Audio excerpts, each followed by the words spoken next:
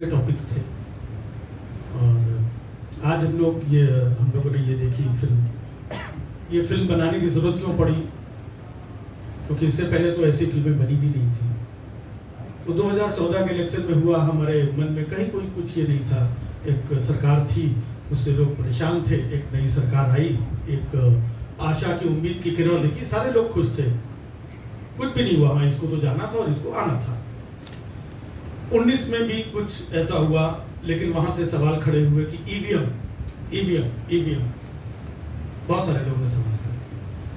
तो ईवीएम के बाद से जब 19 का चुनाव हो गया, तो उसके बाद से 24 में और ये जो महाराष्ट्र इलेक्शन, इसमें ये दूसरी चीज आ गई। अब उसके ऊपर बात हो रही, डॉक्यूमेंट्री बन रही है, डिस्कशन हो रहा है। अब हो सकता है कि हम सारे लोग इस पे बात कर रहे हो, वो किसी चौथी चीज पे काम कर रहे हो। राइट। कहते हैं ना कि अक्सर कि जहां से आपका सोचना शुरू खत्म हो जाता है, वहां से वो सोचते हैं। तो हो सकता है कुछ ऐसा चल रहा हो। लेकिन एक चीज जो है कि लोगों का अविश्वास बढ़ा है, लोगों का भरोसा कम हुआ है। मैं सिर्फ इस पे बात करता हूं, कितना फैक्ट है, कितना अच्छा है, कितना गलत हुआ है, कितना वोट चोरी हुआ है, नहीं हुआ है, ये मैं नहीं समझ सकता हूं। लेकिन अगर भरोसा कम हो जाता है तो लोगों को ये लगता है कि नहीं शायद ऐसा हुआ होगा, जो धीरे धीरे पब्लिक को लगने लगा है। तो मैं अपने छोटे छोटे जोक्स और अपने फन के माध्यम से अपनी बातें रखता हूं। एक बच्चे के 85% मार्क्स आ गए, उसके बाद कोई यकीन नहीं हुआ, ये मेरा नालायक बच्चा, इसके 85% मार्क्स। बहुत कंफर्म करने की कोशिश की। जब बेटा आया शाम को, उससे पूछा, तेरे बेटा कहां से 85% मार्क्स आ गए, तेरे कैसे आ सकते हैं 85%? तेरा आज तक 50% नहीं आया, 85 कैसे आ गया? तो बच्चे ने बोला कि इस बार मेरा एग्जाम इलेक्शन कमीशन ने कंडक्ट किया।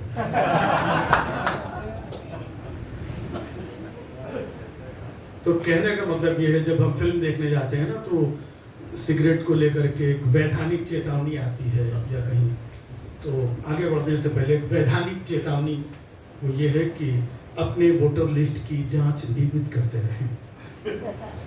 ये जानलेवा भी साबित हो सकता है। किसी भी वोटर लिस्ट में आप मृत पाए जा सकते हैं। हो रहा है बिहार में। अब यहां से आगे बढ़ते बढ़ते मामला बिहार तक भी पहुंच गया, और बिहार में नारा भी लगाया गया, वोट चोर गद्दी छोड़। तो हम लोग तो अपने तरीके से देखते हैं। मैं इस नारे को मानता नहीं। वोट चोर गद्दी छोड़, ये क्या नारा हुआ? वोट चोर गद्दी छोड़ मतलब तुम्हारी बात मान लेगा, गद्दी छोड़ के चला जाएगा। जिसको गद्दी छोड़नी होती वो वोट चोरी करता क्यों? और दूसरी बात, मुझे लगता है कि नारा भी गलत जगह दिया गया बिहार में।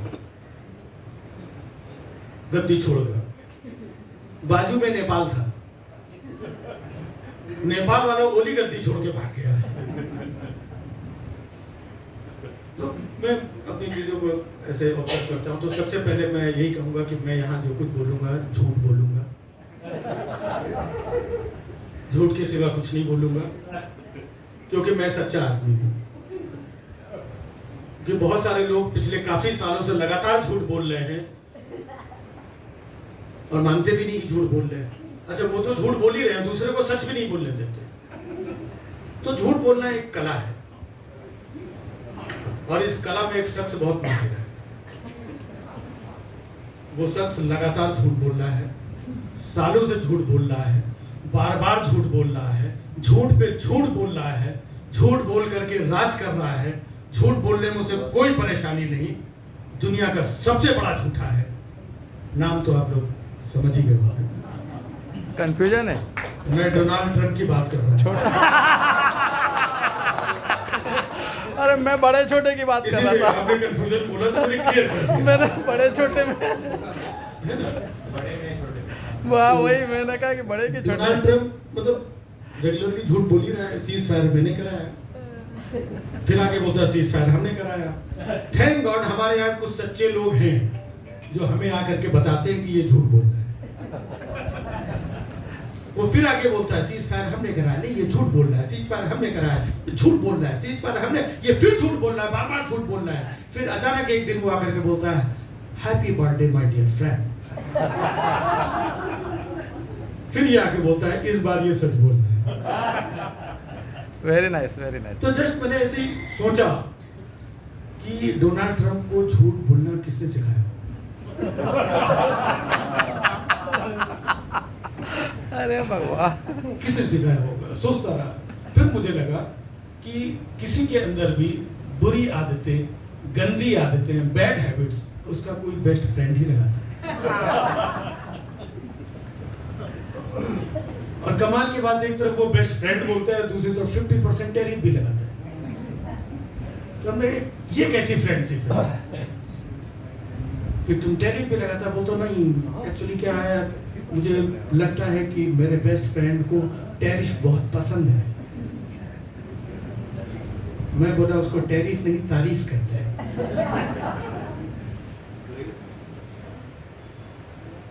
तो इलेक्शन चल रहा है, हमने महाराष्ट्र का इलेक्शन भी देखा, यहाँ बोला कुछ और जाता है, होता कुछ और। हम लोग सिर्फ सुन सकते हैं और कुछ नहीं कर सकते। इनके नेतृत्व में चुनाव लड़ा जा रहा है, इनके चेहरे पे चुनाव लड़ा जा रहा है, और चुनाव का रिजल्ट आने के बाद नेतृत्व इधर, चेहरा उधर, तो कहीं से कुछ और निकाल करके रख दिया जाता है। महाराष्ट्र में भी तो हुआ था ना, जो पहले सीएम थे शिंदे साहब, उनके चेहरे पे, उनके नेतृत्व में, और बाद में तो वही अभी बिहार में हो रहा है, इनके नेतृत्व में, इनके चेहरे पे जेडीयू जेडीयू जेडीयू, और चुनाव के बाद देखना हुआ ही। और बातें देखिए, जो जेन्युइन इश्यूज है उन पे बात ही नहीं होती है, और सबको ये बताया जाता है कि हम लोग देखिए कितने ट्रांसपेरेंट लोग हैं, हमारे यहाँ कभी कोई करप्शन नहीं हुआ, हम कितने अच्छे लोग हैं। बिहार में पिछले एक साल के अंदर 20 से 22 पुल गिरे हैं। ये क्या विदाउट करप्शन गिर गए? सही बात है। मतलब पुल कैसे गिर गए? पुल को शर्म आ रही थी, नदी में कूद गया? या पुल बहुत ज्यादा ऑनेस्ट थे, उन्होंने अपनी ऑनेस्टी प्रूफ करने के लिए नदी में छलांग लगा दी, सॉरी मैंने कोई भी सीमेंट नहीं खाई, तो मेरे ऊपर कोई इल्जाम ना लगा दो। मतलब बिहार में तो ये हालत है कि आदमी सुबह काम पे जाता है, लौट के आता है, पुल गया, उसको समझ में नहीं आ रहा है, गया तो इधर ही से, तो वापस कैसे जाए? तो मैंने कहा कोई बात नहीं, परेशान मत हो, थोड़ी देर वेट करो, हो सकता है कोई दूसरा पुल उधर से बह के आ रहा है।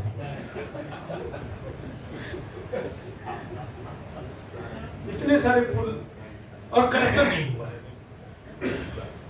बहुत नीट और क्लीन, बड़ी अच्छी छवि है। तो कई बार बोला भी जाता है करप्शन नहीं हुआ, करप्शन नहीं हुआ, लेकिन कैसे नहीं हुआ, हमें हमारे तक पहुंचा नहीं, उसकी खबर नहीं पहुंची। कैग की रिपोर्ट आती है, वहाँ बिहार में भी कैग की रिपोर्ट आई है जिसमें बताया गया है कि ये है। वो कैग की रिपोर्ट आई, लेकिन वो कहाँ पर पड़ी हुई है, पब्लिक और मीडिया कहाँ तक पहुंची, किसी को कोई पता नहीं। और जब चुनाव होता है तो ये कैग की रिपोर्ट, ये भ्रष्टाचार, ये सब किनारे, भाइयों बहनों, मेरी माँ को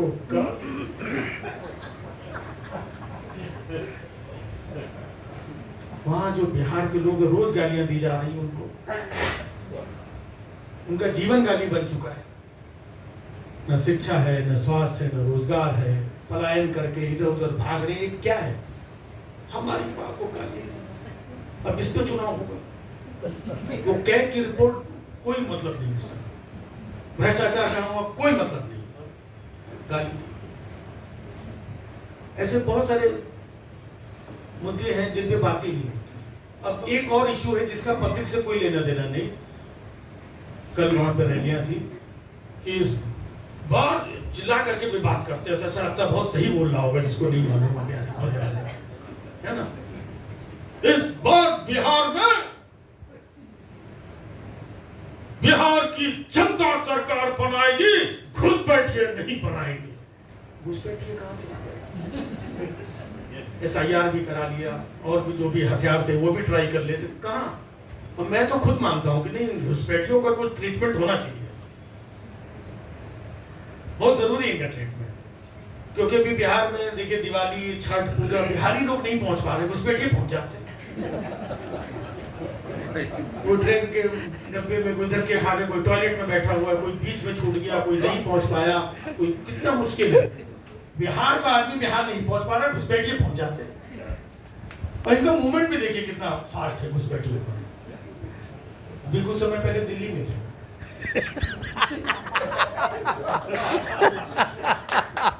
बहुत अच्छे राजू भाई। दिल्ली का इलेक्शन खत्म होते ही चलो बिहार। अभी उससे पहले झारखंड में थे, हाँ सही है। झारखंड से दिल्ली आए, यहाँ महाराष्ट्र में भी थे, बीच में एक दो हमने सुने ये घुसपैठिए लोग, घुसपैठिए। अब बस बिहार में चुनाव खत्म ही है, 14 नवंबर को सब हो जाएगा। उसके बाद फिर वो लोग अपना बैग पैक करके चलो बंगाल चलो, असम चलो। तो हम लोगों को कहीं जाना होता है, नॉर्मली ट्रेन की टिकट नहीं मिलती, फ्लाइट नहीं मिलती, ये घुसपैठिए हमारे देश में वाकई में एंजॉय कर रहे हैं। मतलब इतने साल हो गए यहाँ, तो आप परंजय जी आप इसमें लगे हुए, इतने वोटर कैसे बढ़ गए, इतने कैसे कम हो गए, ये क्या हो गया, वो क्या हो गया। यहाँ पर घुसपैठियों का नंबर नहीं पता चल रहा है। वो तो होना चाहिए ना सरकार के पास। अब किस बिहार पे घुसपैठिए चिल्ला रहे हैं, कुछ तो होना चाहिए। सही बात। कुछ है नहीं, ये घुसपैठिए लोग, ये घुसपैठियों को अरे घुसपैठिए बेचारा बिहार का आदमी बिहार में भूखा मर रहा है, ये घुसपैठिए कहां से आगे मजे कर रहा है वहां पे। तो जो मेन मुद्दे हैं, मेन चीजें हैं, वो सामने आती ही नहीं। और सबने जैसे बताया कि जो लाडकी बहना ये वो, तो एक एज ए लेमैन जो हम लोग देखते हैं, हमें बहुत ज़्यादा नहीं पता डिटेल में। आप लोग तो रिसर्च भी करते हैं और जगह जगह पे जा करके बहुत कुछ करते हैं, लेकिन हम ये देखते हैं कि लाडकी बहना अगर आया, ये चुनाव के पहले ही क्यों आया? चुनाव के बहने, वो चुनाव के पहले जो है ये बहनें कौन थी? लड़की नहीं थी, लड़का थी। चुनाव आते ही 2-3 महीने हमारे बाछी लड़की बहना बहना पकड़ 3 महीने का एक साथ दे दिया। अब मुझे डाउट कहां से होता है, आपने दिया कोई बात नहीं, अच्छी बात है, लड़की बहना, लेकिन इलेक्शन खत्म हुआ, उसके बाद स्क्रूटनी हुई, ये लड़की बहना अच्छा दिख रहे, ये पार्टी वाले, स्क्रूटनी हुई तो कितनी बहनों का सबका नाम इनको हटा दिया। तो आपने पहले क्यों नहीं किया? देने से पहले आपको वेरीफाई करना चाहिए कि हमको किसे किसे देना है। तो देते समय तो आपने आंख बंद करके दे दिया सब। इट मीन्स कि आपने अपने बेनिफिट के लिए दिया, नहीं तो आप बाद में स्क्रूटनी नहीं करते। स्क्रूटनी आपको पहले करनी चाहिए। अभी बिहार में भी पैसे देने से या जो भी है, वेलफेयर है, जो भी है सरकार दे रही है, लेकिन अभी 10,000 रुपए की 10 सालों से 15 सालों से भी आपने पहले कभी क्यों नहीं दिया? एकदम ठीक चुनाव के पहले। तो मुझे ये लगता है कि ये घूस है, रेवड़ी भी नहीं, ये घूस है। रेवड़ी अलग चीज होती है, छोटा रूप है वो। ये सीधा सीधा घूस है। और ये फेयर इलेक्शन, आप वोटर परसेंटेज और वोटिंग लिस्ट पे बात करते हैं, लेकिन मुझे यहाँ पे लगता है कि ये फेयर इलेक्शन नहीं है। क्यों नहीं है? बिकॉज ये गवर्नमेंट है इनकी, इनके पास पैसा है, इनके पास पावर है, सिस्टम है, इनके पास नेटवर्क है। इन्होंने 10-10 हजार रुपए तुरंत सबको दे दिए एक क्लिक में, इतना पैसा था इनके पास। अब अपोजिशन के पास तो पैसे नहीं है, वो तो पैसा नहीं दे सकता है, वो प्रॉमिस ही कर सकता है कि मेरी गवर्नमेंट आएगी तब हम ये करेंगे। अब आप सिंपली सोचिए, आप कोई सामान लेने किसी दुकान में जाते हैं, तो आप उसको बोलते हैं, दुकानदार मुझे ये सामान दे दो और 1 महीने बाद में तुम्हारा पैसा दे दूंगा।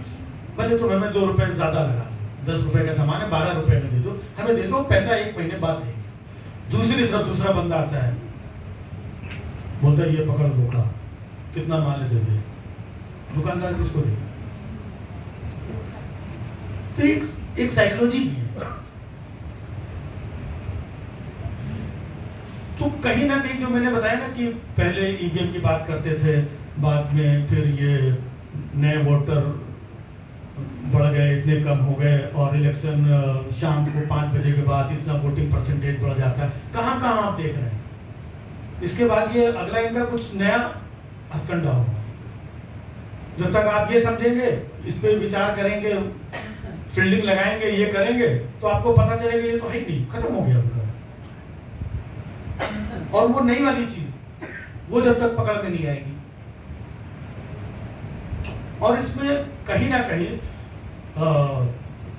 जो मीडिया की हालत है, नेशनल मीडिया जो गांव-गांव, घर-घर तक, लोगों तक, जहां तक पहुंचता है, उसको किस तरीके से। मुझे तो याद है कि गांधी जी के 3 मंत्र थे, बुरा ना देखो, बुरा ना सुनो और बुरा ना बोलो। तो जो बुरा ना बोलो वाला बंदर था, एक दिन मुझे नोएडा में एक न्यूज चैनल में मिला। मैंने कहा यहाँ क्या कर रहा है? बोला चैनल ज्वाइन कर लिया। वो बंदर था बुरा ना बोलो वाला। तो हमने उससे पूछा बाकी के दोनों बंदर कहाँ गए? कहने लगा उन दोनों ने बीजेपी ज्वाइन कर ली। मैंने कहा तुझे क्यों नहीं ले गए? बोले नहीं, वहां पे सिर्फ 2 ही लोगों का काम होता है। 2 लोगों से वहां पे सारा काम हो जाता है, तीसरे की जरूरत ही नहीं। क्या बात है, अच्छा लॉजिक है। फिर भी हमने कहा को बोलना चाहिए, मैंने बोला कि यार मेरे को भी। बोला नहीं नहीं, तू ये इधर ही काम कर अभी, और जब जरूरत होगी तो ईडी भेज के बुलवा लेंगे। तो मैं इसके लिए इधर न्यूज चैनल पे हूँ। मेरे को बोला कि उधर डायरेक्ट एंट्री नहीं है, तो इधर काम कर, बात एक ही। तो कहीं ना कहीं बहुत सारे लोगों की एक रिस्पॉन्सिबिलिटी है, बहुत सारे लोग कर रहे हैं, जूझ रहे हैं, अच्छी चीज़ों को निकाल के ला रहे हैं, रिसर्च कर रहे हैं, देश के लिए, कॉन्स्टिट्यूशन के लिए अपने अपने लेवल पे फाइट कर रहे हैं और अपनी बातों को आगे ला रहे हैं। लेकिन झूठ इतना हावी हो गया है कि झूठ के नीचे सच मतलब काफी दबा रहता है। सच को ट्रेवल करने के लिए जब तक सच ट्रेवल करके कहीं पहुंचता है, तब तक झूठ का नया कुछ अटैक आ जाता है। तो ये सब अभी देखिए, नेपाल में जो कुछ भी हुआ, वहाँ का जेनजी सड़कों पे आ गया, बहुत सारे ये हो गया। तो हमने कहा बात सिर्फ नेपाल में जेनजी सड़कों पे नहीं है, पूरी दुनिया में जेनजी सड़कों पे ही है, इंडिया में भी है, जगह जगह सड़कों पे हैं लोग। हमने कहा जितने जेनजी हैं वो सड़कों पर हैं और मजे बुजुर्ग लोग मार रहे हैं। 80 साल का ट्रम्प, 79 का नेतन्याहू, 78 का पुतिन, 76 का जिनपिंग और 75 वाला तो मजे मार ही रहा है।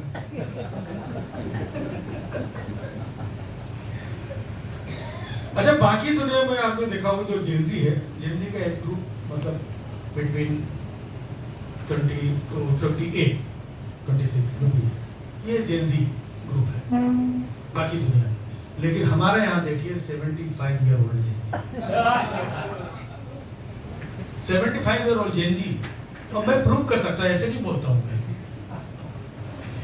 75 ईयर ओल्ड जेनजी जब वो रैलियों में चीजों में जाते तो सामने कितने लोग बैठे रहते हैं, उसमें से 30 साल, 25 साल, 40 साल, 50, 60 साल मैक्सिमम जो रैलियों में बैठे हैं। वहां पर जाकर आपका ये बेटा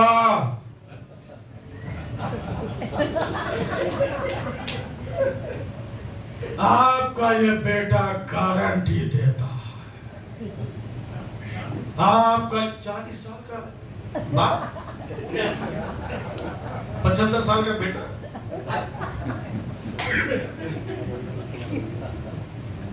तो मैं असली जेनजी तो यही हुआ।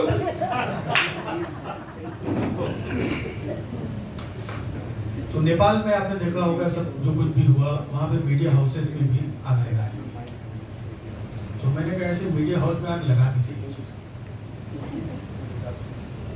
जो खुद आग नहीं लगा सकता है। हमारे यहाँ मीडिया को देखिए, आत्मनिर्भर है, कोई और आके आग लगाए उसको जरूरत नहीं पड़ती है। शाम को 5-6 बजे से खोल लीजिए, 2-3 घंटे शाम को ठीक ठाक आग लगा कर कितने चेंजेस आए अभी मीडिया की अगर बात करें तो ये जो पाकिस्तान के साथ जो भी लफड़ा पंगा हुआ तो सबसे ज्यादा तो मीडिया नहीं यहाँ पर रात रात भर लगे रहते थे और इतने लाउड मतलब ये होते कि आप दूसरा कुछ सोच ही नहीं पाते।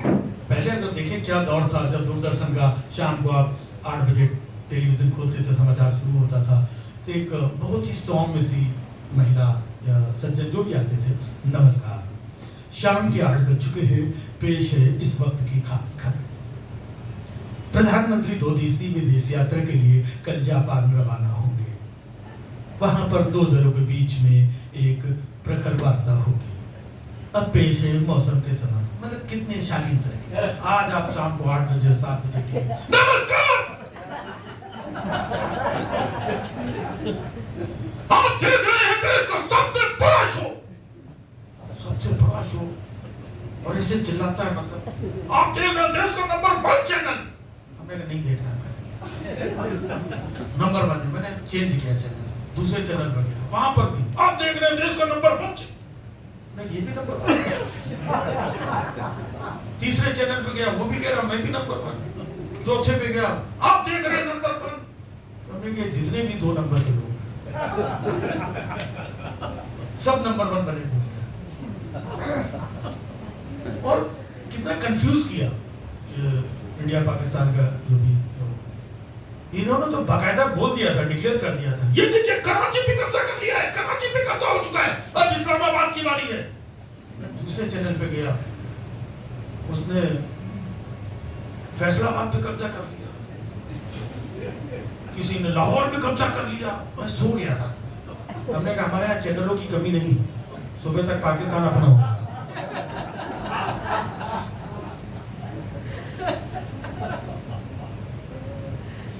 इतना चैनल, एक चैनल पे तो मैंने देखा कि पाकिस्तान मांग रहा है भीख, पाकिस्तान मांग रहा है भीख, पाकिस्तान ने घुटने टेक दिए। हमने कहा ना तो वो भीख मांग रहा है ना घुटने टेक दिए हैं, आज जुम्मे के दिन वो बेचारे नमाज पढ़ रहे हैं।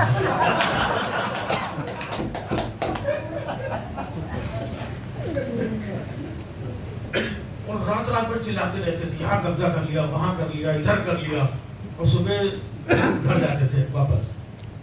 तो एक एंकर रात भर चिल्लाने और कब्जा करने के बाद में सुबह घर जा रहा तो बाहर गाड़ी खड़ी थी, गाड़ी में बैठा और ड्राइवर ने पूछा साहब कहाँ लेना है? कराची के पेशावर। एंकर ड्राइवर पे भड़क गया, कितनी बार मना किया है कि तुम न्यूज चैनल मत देखा।